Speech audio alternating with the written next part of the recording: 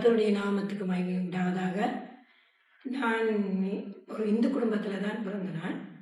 இந்த இயேசுவை நான் ஏற்றுக்கொள்வதற்கு முன்பாக என்னுடைய தாப்பனாண்டிய பெயர் ரத்னசாமி, எங்களோட அம்மாவோட பெயர் செல்வராணி, என்னோட சேர்ந்து 4 சகோதரர்கள். அப்போ நாங்கள் எல்லாரும் சேர்ந்து 5 பேராக இருந்தோம். எனக்கு ஒரு சகோதரன், 4 சகோதரிமார்கள். ஆனால் இந்த குடும்பத்தில் என்ன சொல்கிறது சாமி போக்குன்னு சொல்லி இந்த இந்து கடவுள்களுக்கு முன்பாக என்னை அர்ப்பணித்திருந்தது.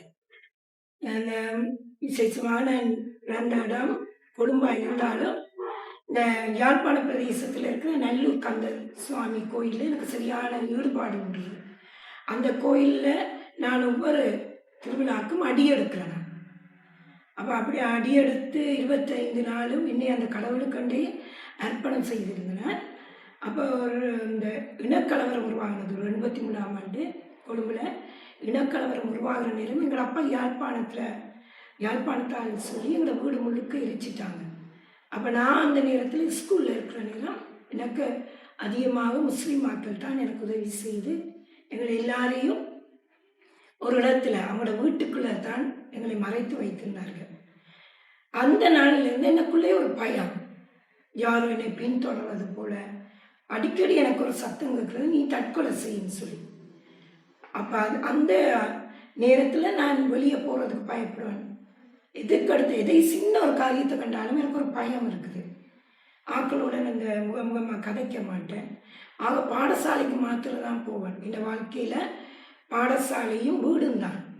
எந்த இடத்துக்கு போனாலும் வண்டியில் எனக்கு அம்மா வேணும், இல்லாட்டி எங்களோட அம்மம்மா.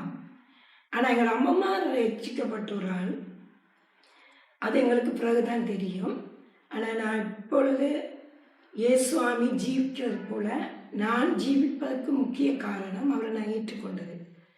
எப்படி ஏற்றுக்கொண்டேன்னு சொன்னேன், நாங்கள் எல்லாரும் திரும்ப எங்களோட அப்பாட இந்த யாழ்ப்பாண பிரதேசத்துக்குள்ளே வந்துட்டோம். வர்ற நேரம் அப்போ அடிக்கடி அந்த நல்லூர் கோயிலுக்கு நான் போகிறதுண்டு.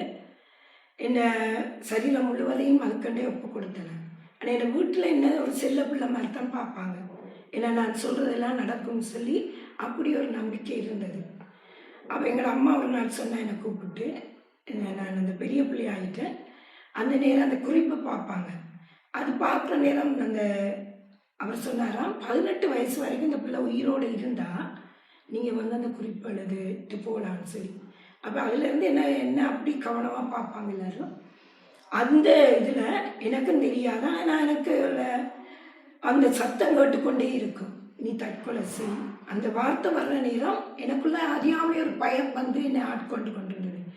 அப்போ எங்களோட அம்மா தான் முதல் இந்த யாழ்ப்பாண பிரதேசத்தில் இருபாலையில் இருக்கிற இந்த காணாஞ்ச பாளையத்தில் ரசிக்கப்பட்டா. ஏதோ ஒரு வழியில் எங்களோட மாமி கூடாக இந்த ஆலயத்துக்கு வர தொடங்கிட்டான்.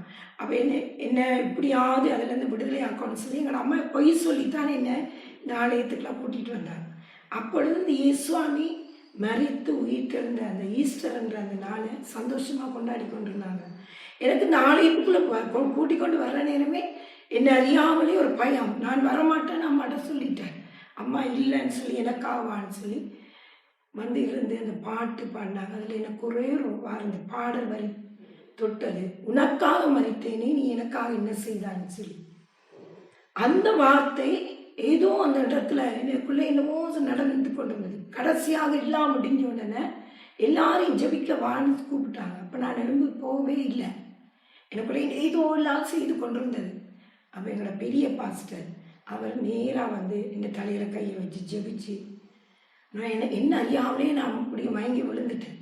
ஆனால் நான் ஒரு காட்சி கண்ட எந்த உள்ளத்துல இருந்து என்ன அப்படியே ஒரு பெரிய ஒரு கருத்த உருவம் போகுது. போன பிற்பாடு அதுக்கு பிற்பாடு எனக்கு என்ன நடந்ததுன்னு தெரியாது. திட்டுக்கிட்டு எழும்பி பார்த்தோம், அது ஒரு பரலோகம் மாதிரி இருந்தது. எனக்கு ஆரம்பத்தில் ஆலயத்துக்குள்ளே போகிற நேரம் அப்படி ஒரு பயங்கரமான அக்கினி ஒன்று சூழ்ந்திருந்தது. ஆனால் அதுக்குள்ளே போகவே என்னால் முடியாது. ஆனால் அந்த ஆவி என்னை விட்டு போன உடனே அப்போ தான் எனக்கு தெரியும், இப்போ தான் தெரியும் என்னை ஆட்கொண்ட ஒரு பயத்தின் ஆவி, அது ஒரு மரணத்தின் ஆவின்னு சொல்லி எனக்கு அப்போ தான் எனக்கு தெரிஞ்சது. அப்போ பெரிய மாஸ்டர் ஜெபிச்சுட்டு சொன்னார், நீ கர்த்தருடைய அழைப்பை பெற்றவள்னு சொல்லி. அப்போ எனக்கு அந்த அழைப்பை பற்றி ஒன்றுமே எனக்கு தெரியாது.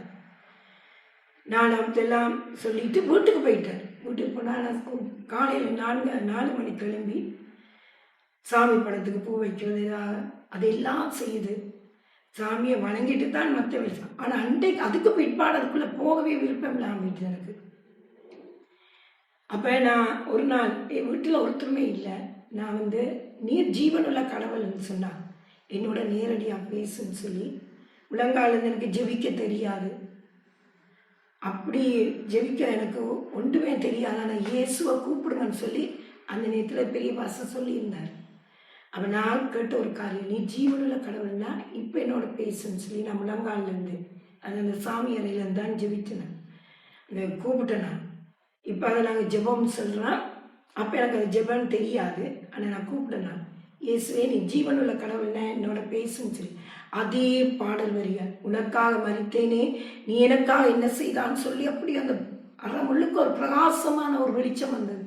அதோடு நான் என்ன ஒப்படைச்சிட்டேன், கர்த்தாவே என்னை இயேசுவே நீ உண்மையானத்தவன், நான் என்னை உங்களோட காலத்தில் என்னை ஒப்படைக்கிறேன்னு சொல்லி அந்த நேரத்தில் நான் ஒப்படைச்சினேன்.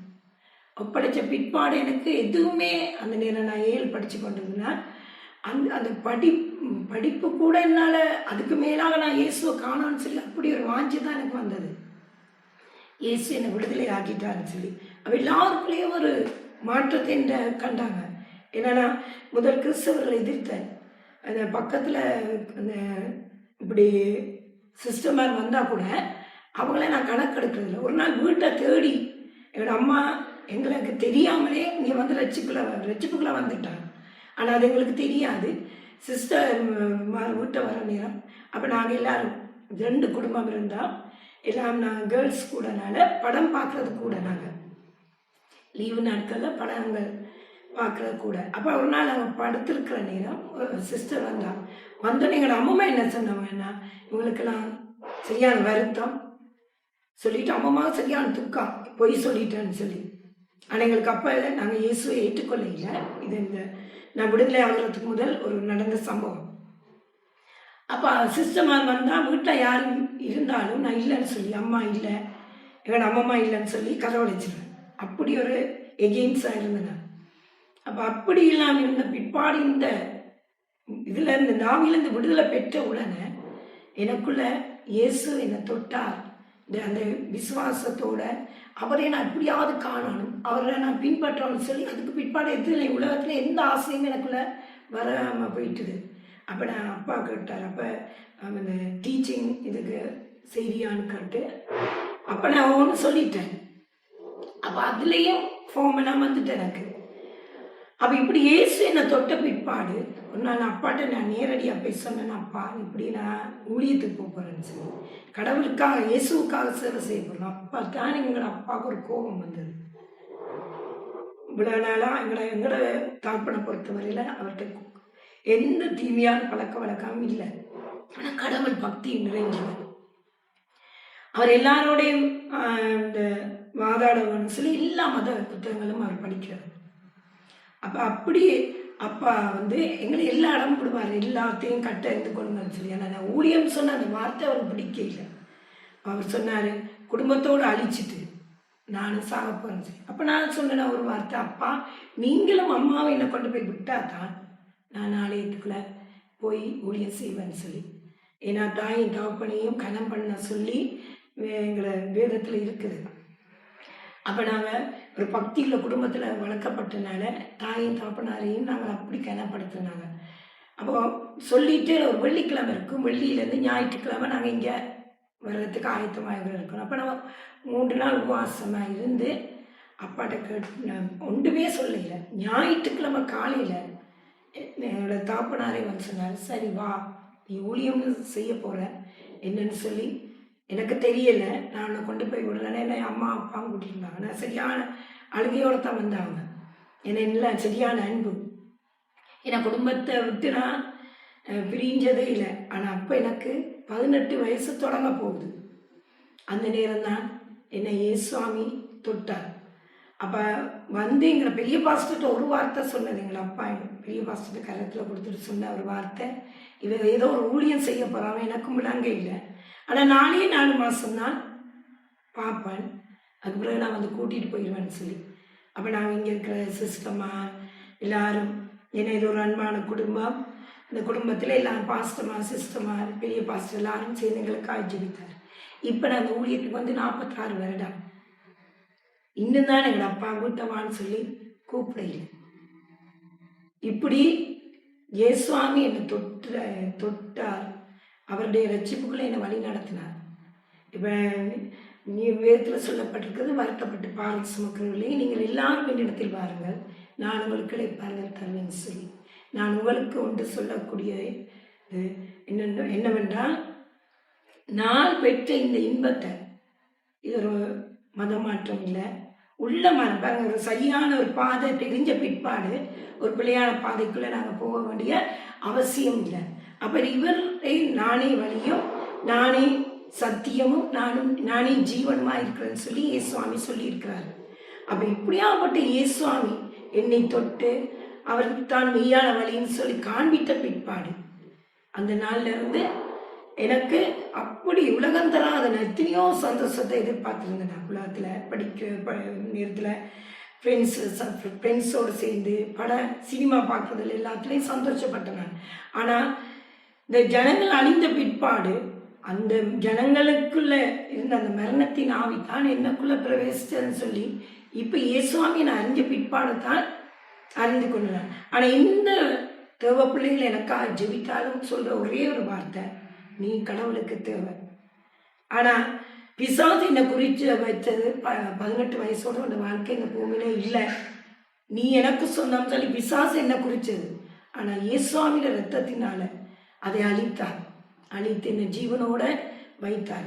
30 சூனிய கட்டுகள் பிசாசின் பிடியில் இருக்கிற உங்களையும் இயேசுவாமியை நீங்கள் ஏற்றுக்கொள்ளும் பொழுது, அதான் ஏற்கனவே சொல்லிட்டேன், இது மத மாற்றம் அல்ல, இது ஒரு சரியான வழி. எல்லா ஜனத்தையும் எல்லா மதத்தாரையும் உருவாக்குனது இந்த ஜீவனுள்ள கடவுள் தான். அவர் தான் இயேசு. அவரை நாங்கள் ஏற்றுக்கொள்ளும் பொழுது அவருக்குள்ளே இருக்கிற ஜீவன் எங்களை எப்பொழுதுமே வாழ வைக்கும். கடைசியாக நம்மள்கிட்ட சொல்ல வந்த என்னன்னா, மரித்த பிற்பாடு தான் எங்களுக்கு ஒரு வாழ்க்கை இருக்குது. இங்கே கடைசி ஒரு 80, இப்போ பார்க்க போனால் 80 வயசில் இருக்கிறோமோ தெரியாது. மரணம் சிறு பிள்ளைகளுக்கு கூட சம்பவிக்கிறது. ஆக்சிடென்ட், போத வஸ்து கூட வாலிபர்கள் அழிஞ்சு போகிறாங்க. சூனிய செய்து குடும்பங்களை பிரித்து சூனிய கட்டினால் எத்தனையோ குடும்பங்கள் சீரழிஞ்சு போய் கொண்டிருக்கிறது. அதன் நடுவிலேயும் யாரெல்லாம் உங்களோட வீட்டுக்குள்ள உங்களோட உள்ளத்துக்குள்ள இயேசுவாமி இந்த நாட்களை ஏற்றுக்கொள்கிறீங்களோ அவங்களுக்குள்ள ஒரு பெரிதான விடுதலையும் அந்த குடும்பத்துக்குள்ள ஒரு சந்தோஷத்தையும் ஆண்டவர் கட்டளையிட வல்லவராக இருக்கிறார். அது மாத்திரமல்ல, இயேசுவாமி சீக்கிரமாக வரப்போறார். அவரை ஏற்றுக்கொள்கிற ஜனங்கள் அவருடைய ராஜ்யத்தில் இப்போ பாருங்க, வியாதியினால வேதனையினால எத்தனையோ கஷ்டங்கள்னால இந்த பூமியில நான் கஷ்டப்பட்டுட்டு இனி நித்திய காலமாக வாழப்போகிற இடத்துலையும் நான் கஷ்டப்பட்டு வாழ்றதுக்கு எந்த அவசியம் இல்லை. அவர்தான் வழி. அவர் இருக்கிற இடம் கண்ணீர் இல்லை, கவலை இல்லை, வியாதி இல்லை, வேதனை இல்லை. நித்தியமாக அவரோட சந்தோஷமா இருக்க போறோம். அந்த தரிசனம் தான் எனக்கு ஆண்டவர் காட்டியிருந்தார். இப்போ இந்த ஊழியத்திலையும் கத்தரை ஒவ்வொரு இடங்கள், இப்போ 17 மாவட்டங்கள் இருக்கிறது. அதில் அரவாசி பாதையில் நான் ஊழியம் செய்துட்டேன். இப்போ இந்த ஊழிய வாழ்க்கை 36 வருஷம். இந்த வருடத்தோடு 36 வருஷம் இந்த இயேசு கண்டு என்னை ஒப்பு கொடுத்தது. யார் இப்போ யார் தான் என்ன வாழ்க்கை வாழ்றீங்கன்னு கேட்டாலும், இன்னும் ஒரு பிறவி இருந்தாலும், அப்படி ஒரு பிறவி இல்லை, இனியும் அப்படி ஒரு வாழ்க்கை வந்தாலும் நான் எடுக்கிற தீர்மானம் இதுதான், இயேசுவாமிக்கு ஊழியம் செய்வேன். இதுதான் உலகத்தில் எந்த ஊழியமும் எந்த வேலைக்கும் மேலான ஒரு வாழ்க்கை தான் இந்த ஊழியம் சொன்னால் கத்தருக்கண்டு நாங்கள் சேவை செய்வது. அதே சில ஆட்கள் யோசிக்கிறதா, நீ உங்களை மாதிரி நாங்கள் கல்யாணம் கட்டாமல் எங்களுக்கு ஊழியம் செய்ய முடியாது. ஊழியம் சொன்னால் இப்படி இல்லை. இயேசுவாமி நீங்கள் முழுமையாக வேதத்தில் சொல்லியிருக்கிறது. கடைசி அங்கே இயேசப்பா சொன்ன ஒரு வார்த்தை, அந்த பூமியை விட்டு கடந்து பிதாட்ட போகிறனே சொன்ன ஒரு வார்த்தை, பூமியின் கடைசி பரியந்தம் நீங்கள் போய் எல்லாரையும் சீசராக்குங்கள்னு சொல்லியிருக்காரு. இப்போ நானும் நீங்களும் அவருடைய பிள்ளைகள், உங்களையும் அவர் நேசிக்கிறாரு. அவருக்கு நீங்கள் எல்லாத்தையும் இப்போ வியாதியினால் எத்தனையோ லட்சக்கணக்கான காசுகளை நீங்கள் செலவழிச்சிருப்பீங்க. எத்தனையோ வாதங்கள்லேருந்து விடுதலை ஆகணும்னு சொல்லி எத்தனையோ கோடிக்கணக்கான காசுகளை செலவழிச்சிருப்பீங்க. ஆனால் இப்போ இந்த சாட்சியை கேட்டுக்கொண்டிருக்கிற நீங்கள் ஒரு விசை இயேசுவாமிட்ட வந்து உங்களோட உள்ளத்தை ஒப்பு கொடுத்து பாருங்க. உங்களோட வீட்டுக்குள்ளே இருக்கிற கட்டுகளாக இருக்கலாம், உங்களோட உள்ளத்தில் இருக்கிற தாக்கங்களாக இருக்கலாம். விசேஷமாக மரண பயம் இந்த நாட்களில் டேஸ்ட்டுக்குள்ளே வந்து இறங்கி கொண்டிருக்குது. அந்த மரண பயத்துலேருந்து கூட உங்களை விடுதலையாக்க வல்லவராக இருக்கிறேன். ஏன்னா அப்படியாப்பட்ட ஒரு பயங்கரமான மரணத்தில் தான் என்னை தூக்குறான். ஊழியத்தில் வந்த பிற்பாடு 3 முறை நான் மறைச்சி பிழைச்சினேன். ஏன்னா அப்படி தாக்கம் வியாதியம் வந்தது. ஆனால் எல்லாரும் சொல்லிட்டேன். இப்போ கடந்த சாட்சி சொல்லி கொண்டிருக்கிற இந்த கடந்த வருடம், இந்த வருடத்தை நான் காண்பேனோ எனக்கு தெரியாது. ஏன்னா சட்டத்தியான ஒரு தாக்கம் வந்தது. ப்ரெஷர் கூடி ஐசி பாட்டுக்கள் எல்லாம் இருந்தனா அந்த நேரம் கூட மரண தூதன் என்னோட நேரடியாக மோதினான். அப்போ நான் ஆண்டத்தை முழுமையாக திரும்ப ஒப்பிட்டு கொடுத்தேன். இசப்பா, நான் திரும்ப எனக்கு புது ஜீவன் நீ தரும் பொழுது திரும்ப இந்த ஊழியத்தை நான் புதுப்பிச்சு இந்த சாட்சியை நான் எல்லா இடமும் நான் போகிற இடம் எல்லா இடத்துலையும் நான் சொல்லணும்னு சொல்லி அதுக்கு ஒரு சந்தர்ப்பத்தை இந்த நாளில் எனக்கு கத்தை தந்திருக்கிறார். அதையும் அதுக்காக கத்தை நான் நன்றி செலுத்துகிறேன். நீங்களும் இந்த கேட்டுக்கொண்டிருக்கிற இந்த சாட்சி வாலிப வயதில் தான் 18 வயசில் தான் கத்திருக்கண்டு நான் ஒப்பு கொடுத்து இத்தனை வருட காலமாக கடவுளுக்கண்டு நான் ஊழியம் செய்து கொண்டிருக்கிறேன். அதே போல் நீங்கள் ஒரு விசை அவரை ருசி பாருங்கள். கர்த்தர் நல்லவர் என்பதை நான் ருசி பார்த்தது போல நீங்களும் ருசி பாருங்கள். கர்த்தர் உங்களோட குடும்பத்தையும் தனிப்பட்ட வாழ்க்கையும் கர்த்தர் ஒரு விடுதலையை தந்து எல்லாவற்றுக்கும் மேலாக அவர் இருக்கிற இடத்துக்கு உங்களை ஆயத்தப்படுத்தி உங்களோட குடும்பத்தில் என்ன பிரச்சனையாக இருந்தாலும் அவர் நீக்க வல்லவர் என்று இந்த இயேசுவாமிக்கு இந்த என் சாட்சியை சொல்ல தந்த இந்த நேரத்துக்காக நன்றியோடு துதிக்கிறேன். இப்படியாப்பட்ட தேவனுக்கண்டு நானும் இன்னும் அதிகமாக வைராக்கியமாக இருந்து நீங்கள் குடும்பங்களை விடுதலையாக்கத்தக்கதாக இயேசுவாமிக்கென்று இன்னும் அதிகமாக வைராக்கியத்தோடு இருந்திருக்க கர்த்தர் எனக்கு உதவி செய்வாங்க. விசுவாசத்துக்கு கர்த்தரை துதிக்கிறேன். கர்த்தருக்கு ஸ்தோத்திரம்.